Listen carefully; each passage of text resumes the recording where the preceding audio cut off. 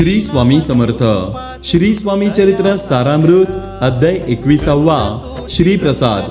स्वामींनी तब्बल 22 वर्षे अक्कलकोट येथे तमाम मानवास माणुसकीचा संदेश देऊन संस्कार आणि संस्कृतीचे जतन करून बंधुभाव, सेवाभाव, नम्रता, थोरांचा आदर करण्यास शिकविले आहे. निर्धनास सदन केले आहे, नास्तिकास आस्तिक केले आहे, गर्विष्ठांचा गर्व उतरवला आहे.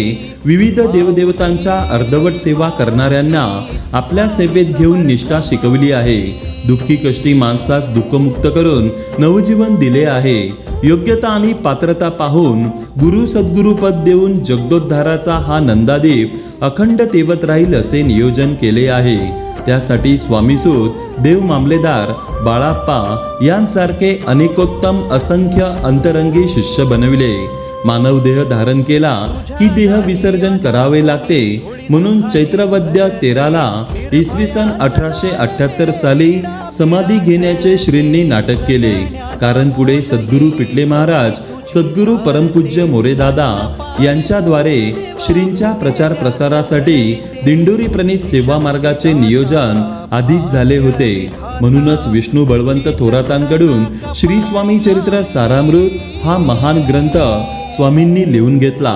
कारण येणाऱ्या काळात कोट्यावधी सेवेकरी या अमृततुल्य ग्रंथाचे पारायण करणार होते. रोज कोट्यावधींच्या संख्येने श्री अद्भुत लीला करत असतानाही काही निवडक लीलांचाच या ग्रंथात समावेश केला आहे. श्री गुरुपीठाचे पीठाधीश परमपूज्य गुरुमाऊलींनी भक्तांचे मनोरथ पूर्ण करणाऱ्या या महान ग्रंथाचा सेवा मार्गाच्या नित्यसेवेत समावेश करून कोट्यावधी सेवेकऱ्यांच्या जीवनात शाश्वत सुख आणि अविस्मरणीय आनंदाचा अमृत वर्षाव केला आहे.